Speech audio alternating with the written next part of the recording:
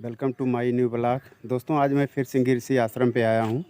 एक दिन हमने वीडियो डाला था सिंगी ऋषि आश्रम का, आप लोगों को सिंगी ऋषि बाबा का दर्शन कराया था। आज मैं दोबारा फिर इसी आश्रम पे आ गया हूँ और आज मैं दिखाना चाहता हूँ कि आप अगर सिंगी ऋषि आश्रम पे आना चाहते हैं तो सबसे पहले आपको कौन सा मंदिर मिलेगा और कहाँ पे आएंगे और किधर से आएंगे, कैसे आएंगे, तो मैं इसके बारे में दिखाऊं। आप लोग महबूबगंज बाज़ार से जब भी आएंगे तो 1 से 1.5 किलोमीटर दूर आने पर एक सिंगी ऋषि बाबा का गेट लगा हुआ है।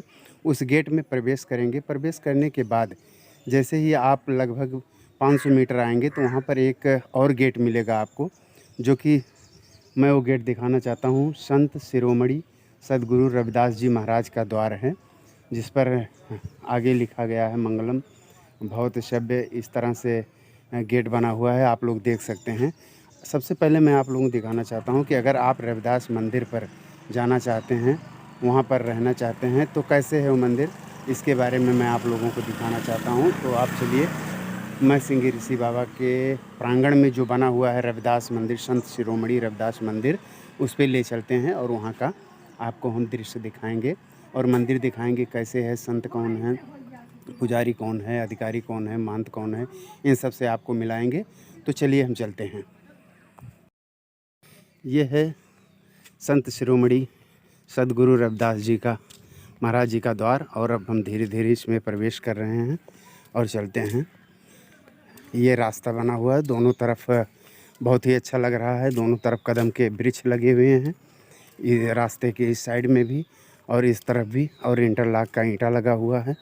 इस तरह से ये मंदिर बना हुआ है। आगे चल रहे हैं हम मंदिर पे और आपको दिखाते हैं कैसे है। बहुत ही सुंदर तरीके से यहाँ के जो महंत हैं उन्होंने अपना लगा रखा है पौधा, और जब छोटा छोटा था लग रहा था तब भी हमने देखा था ये पौधा लगा था। आज तो थोड़ा बड़े बड़े पौधे हो गए हैं और हम ले चलते हैं, यहाँ दिखाते हैं आपको सामने। वहाँ पे मान अब हम मंदिर के सामने पहुँच चुके हैं इस समय आश्रम के। ये सामने का दृश्य है। यहाँ पर बहुत सुंदर छाया, उठने बैठने की जगह, बहुत ही सुंदर साफ़ सुथरा सफाई। और ये है मंदिर का गेट जहाँ पर बैठते हैं, और सामने महंत जी बैठे हैं। यही इस समय वर्तमान में राम विचार दास जी यहाँ के महंत हैं, जो कि सामने बैठे हैं। उनकी ये गद्दी है। और अब हम मंदिर के अंदर ले चलते हैं, आपको मंदिर के अंदर का दृश्य दिखाएंगे कैसे है। विचार दास जी से आप लोग मिल लीजिए। और उसके बाद अब दरवाज़ा खुला है, आप लोग देख ही रहे हैं। बगल में नल भी लगा हुआ है, यहाँ बैठने के लिए बहुत सुंदर व्यवस्था भी है। और इस तरह से अंदर जब हम प्रवेश करते हैं तो देखिए सामने भी कुछ प्रतिमाएं बनी हुई हैं, जो कि महंत की ही प्रतिमा है और उनके गुरु की प्रतिमा है, मूर्ति है। तो अब सामने जो इस साइड में बाईं तरफ है, ये देखिए, ये है मुख्य मंदिर संत रविदास जी का। यहाँ पे एक मूर्ति बनी हुई है बहुत ही सुंदर, शायद ये कबीरदास जी की मूर्ति है।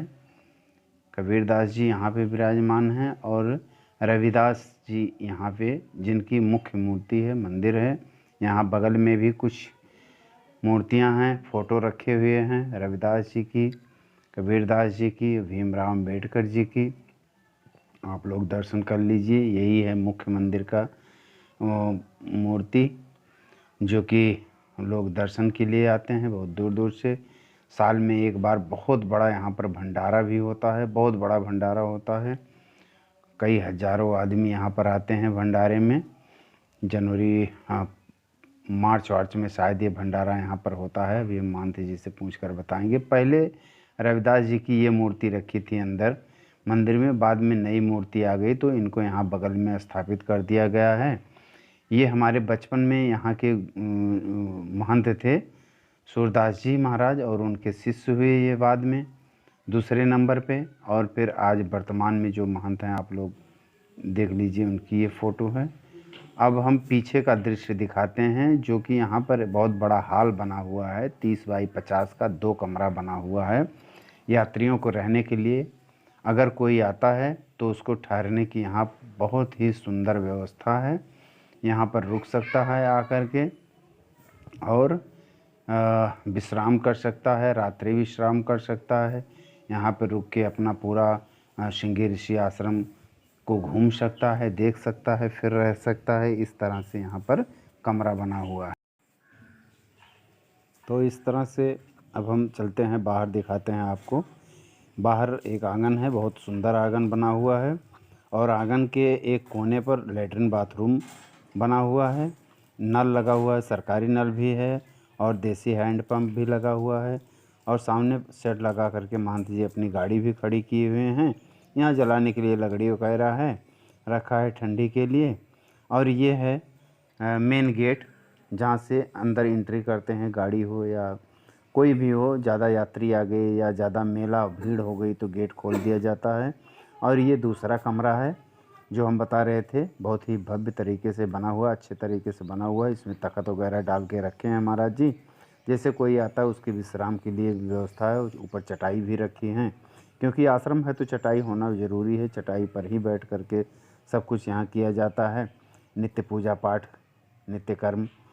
तो इस तरह से व्यवस्था है यहाँ की। और एक और महाराज जी रहते हैं यहाँ पे, ये भी हैं आश्रम पे। अब हम बाहर निकलते हैं और बाहर दिखाते हैं इनका रसोई घर जो बना हुआ है। यहाँ पर इनका भंडार वगैरह बनता रहता है। भंडारी रहते हैं, कोठारी रहते हैं और भंडार भी है, कोठार भी है। इस तरह से यहाँ रखने के लिए सारी व्यवस्था है, बनाने के लिए व्यवस्था है। अंदर एक नल भी लगा हुआ है, आप लोग देख सकते हैं।